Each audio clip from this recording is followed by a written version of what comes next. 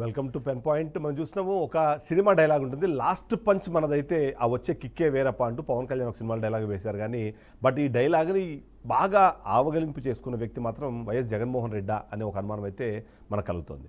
కారణం ఏంటంటే ఆంధ్రప్రదేశ్ రాష్ట్రాల్లో ఏదైతే ఈ డైలాగ్ వార్ రెగ్యులర్గా మనం వింటూ ఉంటాం కదా, ఆ డైలాగ్ వార్లో లాస్ట్ పంచ్ దాదాపుగా ఎప్పుడు వైఎస్ జగన్మోహన్ రెడ్డిదే అయ్యిందా అనే అనుమానము చాలామంది వ్యక్తపరచడంతో పాటు విశ్లేషకులు కూడా ఆ పాయింట్ని ఎస్ కరెక్టే అనే మాట మాట్లాడుతుంటారు. అసెంబ్లీలో ప్రతిపక్ష హోదా ఇస్తే ప్రతిపక్ష నాయకుడిగా అసెంబ్లీకి వచ్చి మీరు అడిగిన ప్రశ్నకు సమాధానం చెప్తాను, మీరు చేసే వ్యాఖ్యలకు సమాధానం ఇస్తాను, అంతేకాకుండా మీరు చేస్తున్న ఆరోపణలకు కూడా నేను సరైన రీతిలో దానికి ఆన్సర్స్ చెప్తాను అంటూ వైఎస్ జగన్మోహన్ రెడ్డి చాలా కాలంగా అడుగుతూనే ఉన్నారు. ఎన్ని సార్లు అడిగినా సరే వైఎస్ జగన్మోహన్ రెడ్డికి ప్రతిపక్ష హోదా ఇచ్చే అవకాశమే లేదు. కారణం ఏంటంటే ప్రతిపక్ష హోదా రావాలంటే ప్రజలు ఇవ్వాల్సిన 10% సీట్లు మీకు లేవు కాబట్టి మేము ఇచ్చే అవకాశం లేదన్న విషయాన్ని కూటమి ప్రభుత్వం చెప్పే ప్రయత్నం చేస్తుంది. ఈ కారణంగా వైఎస్ జగన్మోహన్ రెడ్డి ఏం చేస్తారంటే తనకున్న అదర్ ఆల్టర్నేటివ్ ఆప్షన్స్ ఏంటి, ప్రెస్ మీట్లు పెట్టి మాట్లాడడము, ఎక్కడైనా సరే ఎవరినైనా పరామర్శించడానికి వెళ్ళినప్పుడు కానివ్వండి, లేదా రైతులకు సంబంధించిన ఉద్యమాలు చేసినప్పుడు కానివ్వండి, ఇతర కార్యక్రమాల్లో ఇక్కడ అసెంబ్లీలో మాట్లాడాల్సిన మాటలను ఆయన అక్కడ మాట్లాడే ప్రయత్నం చేస్తుంటారు. ఒక విషయంలో మాత్రం జగన్మోహన్ రెడ్డిని మనము వాస్తవానికి అభినందించాలి. కారణం ఏంటంటే ఎప్పుడు మాట్లాడినా, ఏ సందర్భంలో మాట్లాడినా విత్ నెంబర్స్, ఆ నెంబర్స్ కూడా CAG report, central government release చేసిన స్టాట్స్ వీటిని బేస్ చేసుకొని రాష్ట్రంలో ఏం జరుగుతుంది, రాష్ట్ర ప్రభుత్వం ఏం తప్పులు చేస్తుందన్న దాన్ని ఎండగట్టే ప్రయత్నం చేస్తుంటారు. గత కొంతకాలంగా మనకు వినిపిస్తున్నది ఏంటి, డిఎస్సి, మెగా డిఎస్సి అని కూటమి ప్రభుత్వం, దగా డిఎస్సి అని చెప్పి వైసీపీ పార్టీ ఇద్దరు కూడా ఒకరి మీద ఒకరు డైలాగ్ వార్లని నడిపిస్తున్న. అందులో భాగంగా రమ్మని లోకేష్ వచ్చే అవసరం ఏముంది, మీరు సిబిఐ ఎంక్వైరీ చేసేయండి, ఆన్సర్ లేవు అక్కడే తెలిసిపోతాయి, మీరు అడుగుతున్న ప్రశ్నలకు సమాధానాలు మొత్తం వాళ్ళే చెప్పేస్తారు అని. సో ఇది అసెంబ్లీ స్టార్ట్ అయిన తర్వాత దీనికి ఒక ఫుల్ స్టాప్ పడుతుందని అందరూ అనుకున్నారు. కారణం ఏంటంటే అసెంబ్లీ జరుగుతుంది, అసెంబ్లీలో ప్రభుత్వం తరఫున డిఎస్సిలో జరిగిన ఘటనలు కానివ్వండి, దాని ప్రక్రియ ఏదైతే నియామక ప్రక్రియ ఉందో ఆ నియామక ప్రక్రియలు ఎలా జరిగింది, అది ఎంత ట్రాన్స్పరెంట్గా మేము చేశామన్న దాన్ని రాష్ట్ర ప్రభుత్వం సమాధానం చెప్తుంది. సో దాంతో ప్రజలందరికీ అర్థమైపోతుంది, సో సైలెంట్ అయిపోతారని అందరూ భావించారు. కానీ లోకేష్ చేసిన ఒక స్టేట్మెంట్ ఏదైతే ఉందో, ఆయన ఇచ్చిన ఒక స్టేట్మెంట్ ఏదైతే ఉందో, ఆ స్టేట్మెంట్ ఇప్పుడు ఆ డైలాగ్ వార్ కంప్లీట్ అయ్యే అవకాశం లేదు, అది ఇంకా కంటిన్యూ అవ్వడానికి ఒక స్కోప్ని క్రియేట్ చేసినట్టుగా అనిపించింది. కారణం ఏంటంటే డిఎస్సిలో ఉద్యోగాలు ఇచ్చే క్రమంలో ఒక పాయింట్ని మనం ఇక్కడ అబ్జర్వ్ చేయాలి. ఏంటంటే కూటమి ప్రభుత్వం ఆ 16,000 మందిని ఇందులోకి తీసుకొచ్చేసి మేము తప్పు చేసాము, మేము అది చేసాము, ఇది చేసామని చెప్పి ఒక పాయింట్ అడిగే ప్రయత్నం చేశారు. కానీ వైఎస్ జగన్మోహన్ రెడ్డి చాలా క్లారిటీతో ఉన్నారు, చాలా క్లియర్గా ఉన్నారు. ఆయన చేస్తున్న ఆరోపణలు రెండు రకాలు. ఒకటి, ఆ మొత్తం జరిగిన ప్రక్రియ ఏదైతుందో ఆ ప్రక్రియలో ముఖ్యంగా స్పోర్ట్స్ కోటా పేరుతో ఇచ్చిన ఉద్యోగాలు ఏవైతున్నా దాంట్లో మెజారిటీ ఆఫ్ ద పీపుల్ తనకు అనుకూలంగా ఉన్న వాళ్ళని, ముఖ్యంగా లోకేష్ పాదయాత్రలో భాగంగా, యువగలం పాదయాత్రలో భాగంగా ఎవరైతే బాగా పనిచేశారో వాళ్ళకి అక్కడ పోస్టులు ఇచ్చారో అన్నది ఒక ఆరోపణ. ఆ ఆరోపణకు తగ్గట్టుగానే ఏవైతే వాళ్ళు ఈ మొత్తం ప్రక్రియను కంప్లీట్ చేయడానికి యూజ్ చేసిన 2 జీవోలు ప్రక్రియ కంప్లీట్ అయిపోగానే ఆ 2 జీవోల్ని క్యాన్సిల్ చేస్తూ ఫ్యూచర్లో ఎవరైనా సరే ఎగ్జామ్ రాసే ఈ డిఎస్సిలో ఉద్యోగాలు పొందాలనే విధంగా చెప్పేందుకు ఏదైతే జరిగిందో దాన్ని ఒక పాయింట్గా చూపిస్తున్నారు. డిఎస్సి అంటే మనందరికీ తెలిసిందే టీచర్, సింపుల్గా అర్థం అవ్వాలంటే టీచర్ ఉద్యోగానికి జరిగే ఒక నియామక ప్రక్రియ. అది ఆ ప్రక్రియలో భాగంగా స్పోర్ట్స్ కోటాలో ఎవరైతే మెడల్ సాధించారో వాళ్లకు కూడా రిజర్వేషన్ అందాలి. కానీ ఎలాంటి వ్రాత పరీక్ష లేకుండా, ఎలాంటి ప్రాసెస్ లేకుండా కేవలం వాళ్ళు రాష్ట్రం కోసమో దేశం కోసమో స్పోర్ట్స్ విభాగంలో వాళ్ళు వర్క్ చేశారు కాబట్టి, అందులో వాళ్ళు ప్రావీణ్యత సంపాదించారు కాబట్టి వాళ్ళకి డిఎస్సిలో ఉద్యోగాలు ఇవ్వాలి, టీచర్ ఉద్యోగాలు ఇవ్వాలన్నది ఆ జీవోల సారాంశము. ఆ తర్వాత ఎప్పుడైతే ఆ నియామక ప్రక్రియ కంప్లీట్ అయిపోయిందో వెంటనే వాటిని క్యాన్సిల్ చేసి కొత్త జీవోలు తీసుకొచ్చేశారు. అనుమానం అక్కడ ఏర్పడుతుంది. ఇక రెండో అంశం ఏదైతే పివి సింధుకి మేము ఎలా అయితే ఇచ్చామో, పివి సింధుకి ఎలా అయితే మేము ఒక ఉద్యోగం ఇచ్చామో అదేవిధంగా డిఎస్సిలో స్పోర్ట్స్ కోటాలో స్పోర్ట్స్లో పర్ఫామ్ చేసిన వాళ్ళకు కూడా ఆ కోటా కింద వాళ్ళకి ఉద్యోగాలు ఇచ్చామని చెప్పి ఒక సంబంధం లేని పరస్పర విరుద్ధమైన ఒక పోలికను తీసుకొచ్చారు. ఈ పోలికతో 2 సమస్యలు వచ్చాయి.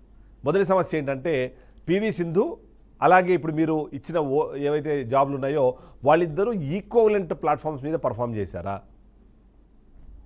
ఈక్వలెంట్ ప్లాట్ఫామ్ మీద పర్ఫామ్ చేసి వాళ్ళు ఆ ఉద్యోగాన్ని సాధించారా. ఇప్పుడు పివి సింధు ఏదైతే ఉద్యోగం ఆమెకి ఇచ్చారో ఆ ఉద్యోగం ఆమె రెగ్యులర్ యాక్టివిటీస్ కింద వెళ్తుందా, ఆమె వెళ్ళి సంతకాలు పెడతారా, ఫైల్స్ చూస్తారా, ఫైల్స్ చూసి ఆ పాలనలో ఆమె భాగస్వామి అవుతారా. కానీ మీరు డిఎస్సిలో ఏదైతే ఉద్యోగాలు ఇచ్చారో వాళ్ళు డిఎస్సిలో ఆ పని చేయకుండా కేవలం స్పోర్ట్స్లో ఇంకా కంటిన్యూ అవుతారా. ఇంకొక మెడల్ తీసుకురావడానికో లేకపోతే ఇంకొక రకంగా దేశాన్ని రిప్రజెంట్ చేయడానికో వాళ్ళకి అవకాశం ఉందా? ఆ అవకాశం ఉన్న వాళ్ళకి మీరు ఉద్యోగాలు ఇచ్చారా? ఈ 2 ప్రశ్నల ద్వారా ఏదైతే కంపారిజన్ ఉందో అది ఒక రాంగ్ కంపారిజన్ చేసి పివి సింధు వర్సెస్ ఇప్పుడు ఎవరైతే డిఎస్సి స్పోర్ట్స్ కోటాల్లో మీరు ఉద్యోగాలు ఇచ్చారో వాళ్ళిద్దరు ఈక్వల్ ప్లాట్ఫామ్స్ మీద వర్క్ చేశారా, పర్ఫామ్ చేశారా, రిజల్ట్స్ అలా తీసుకొచ్చారా? ఒలింపిక్స్ మెడల్ సాధించిన పివి సింధుని మీకు అనుకూలంగా ఉన్న కొన్ని స్పోర్ట్స్లో పర్ఫామ్ చేసిన వాళ్ళని ఈక్వలెంట్గా మీరు ఎట్లా చేస్తారు అనేది ఒక పాయింట్. ఆ పాయింట్ని ఇవాళ వైఎస్ జగన్మోహన్ రెడ్డి మాట్లాడారు. అదే చెప్పే కదా లాస్ట్ పంచ్ తనదయ్యే అవకాశాన్ని క్లియర్గా క్రియేట్ చేసుకున్నారు. ఈ సందర్భంలోనే మనము తెలంగాణ కానివ్వండి దేశవ్యాప్తంగా చూస్తే సిరాజ్కి ఇక్కడ డిఎస్పీ ఉద్యోగం ఇచ్చారు. అంటే ఆయన ఏమైనా గన్ను పట్టుకొని వెళ్ళి లేదా లాఠీ పట్టుకొని వెళ్ళి ఆయన ఏమన్నా ల్యాండ్ ఆర్డర్ ఏమైనా చూస్తారంటే కాదు, అది ఒక గౌరవమైన పదవి. కపిల్ దేవ్కో లేకపోతే మహేంద్ర సింగ్ ధోనీకో ఇలాంటి వాళ్ళకి డైరెక్ట్గా ఆర్మీలోనే ఇచ్చారు ఉద్యోగాలు. సో ఉద్యోగాలు ఇచ్చారు కాబట్టి ఆయన రేపొద్దున ఏదైనా భారత్ ఇంకో దేశం మధ్యలో వారు వచ్చిందంటే వీళ్ళు గన్నులు పట్టుకొని వెళ్ళి వారిలో వెళ్ళి అక్కడ ఏమైనా యుద్ధం చేస్తారా అనే ప్రశ్న వస్తుంది. సో సరే, అది కంపారిజన్ తప్పైనా సరే మీరు ఇప్పుడు చెప్తున్నది ఏంటి, డిఎస్సిలో ఉద్యోగాలు సాధించిన స్పోర్ట్స్ కోటాకు సంబంధించిన వాళ్ళు పివి సింధు ఈక్వల్ అని చెప్పే ప్రయత్నం ద్వారా ఒక కొత్త చర్చకు దారితీసే అవకాశాన్ని అయితే క్రియేట్ చేశారన్న దాంట్లో ఎలాంటి అనుమానం లేదు. వైఎస్ జగన్మోహన్ రెడ్డి ఏమడుగుతున్నారు, ఆయన కొన్ని క్వశ్చన్స్ స్ట్రైట్ ఫార్వర్డ్గా అడుగుతున్నారు. మీరు వాటికి సమాధానాలు చెప్పాలి. ఆ సమాధానాలు చెప్పకుండా మీరు గొడ్డలి పార్టీ అనో ఇంకో పార్టీ అనో వాటిని ఏదైతే తీసుకొచ్చే ప్రయత్నం చేస్తున్నారో తద్వారా ఎంతో కొంత మీరు వెనకాల ఒక అడుగు వేశారు అని ఎవరైనా విశ్లేషించడానికి, అలాంటి ఒక ఇంప్రెషన్ జనాలకు వెళ్ళడానికి ఒక అవకాశాన్ని అయితే క్రియేట్ చేసుకున్నారు. నేను అన్నట్టు వైఎస్ జగన్మోహన్ రెడ్డి ఆల్వేస్ నేను చెప్పా కదా, చివరి పంచు తనదే ఎలా చూసుకుంటారు అని. గత కొన్ని రోజుల నుంచి అసెంబ్లీలో కానీ బయట కానివ్వండి వీళ్ళు చెప్తూనే ఉన్నారు, మాట్లాడుతూనే ఉన్నారు. డిఎస్సి ఇలా జరిగింది అలా జరిగింది, నీకు ఆ సందర్భంలో ఒక్క డిఎస్సీని ఇచ్చావా, గతంలో మా హయాంలో ఎప్పుడైనా డిఎస్సీ లేదని జరిగిందంటే సింపుల్గా 1998లో డిఎస్సీలో అవకతవకలు జరిగాయి, దాన్ని క్యాన్సిల్ చేసిన ఒక డాక్యుమెంట్ ఏదో ఆ డాక్యుమెంట్ బయట తీసుకొచ్చేసి అయ్యా బాబు ఏంటిది, మీరేమో మా హయాంలో జరిగిందన్నారు, అది కూడా మా హయాంలో జరగలేదు, అది కూడా మీ హయాంలోనే జరిగింది, ఇప్పుడు జరిగింది కూడా మళ్ళీ మీ హయాంలోనే. అంటే 98, 2026 2 సందర్భాల్లోనూ మీరే అధికారంలో ఉన్నారు, మీరే ఇవన్నీ చేసుకుంటూ వచ్చారు. వాట్ ఈస్ దిస్ అని ఒక క్వశ్చన్ అడిగారు. డిఎస్సి వారిని కంప్లీట్ చేసే అవకాశం లేకుండా ఈ కొత్త కంపారిజన్తో కొత్త కాంట్రవర్సీకి అయినా తెర తీశారు. లోకేష్ అనే విషయంలో ఎలాంటి అతిశయోక్తి లేకుండా అదైతే ముందుకెళ్ళిపోతుంది. ఇక దీని నుంచి బయటపడడానికే గ్రూప్ 1లో తప్పులు జరిగాయనే విషయాన్ని చెప్పే ప్రయత్నం చేస్తున్నారన్న మరొక ఆరోపణ కూడా ఇవాళ వైఎస్ జగన్మోహన్ రెడ్డి తెరపైకి తీసుకొచ్చారు. 160 ఉద్యోగాలు ఇస్తే అందులో మెజారిటీ ఆఫ్ ది పీపుల్ అందరూ కూడా అనర్హులకే ఉద్యోగాలు వచ్చాయి. కానీ ఇవాళ వైఎస్ జగన్మోహన్ రెడ్డి ఏం చేశారంటే ఆ లాస్ట్ పంచ్ తను అవ్వాలి కదా, ఆయన ఏం చేశారంటే అసలు దీని నోటిఫికేషన్ ఎప్పుడు ఇచ్చారు, ప్రిలిమ్స్ ఎప్పుడు మీరు నిర్వహించారు అంటే అవి రెండూ కూడా ఏదైతే 2019 కన్నా ముందు, అంటే వైఎస్ జగన్మోహన్ రెడ్డి అధికారంలో రావడం కన్నా ముందు జరిగిన ఆ ప్రక్రియ అది. సో ఆల్రెడీ ప్రిలిమ్స్లో అయిన వాళ్ళకి మెయిన్స్ నిర్వహించారు, వాళ్ళకి ఉద్యోగాలు ఇచ్చారు.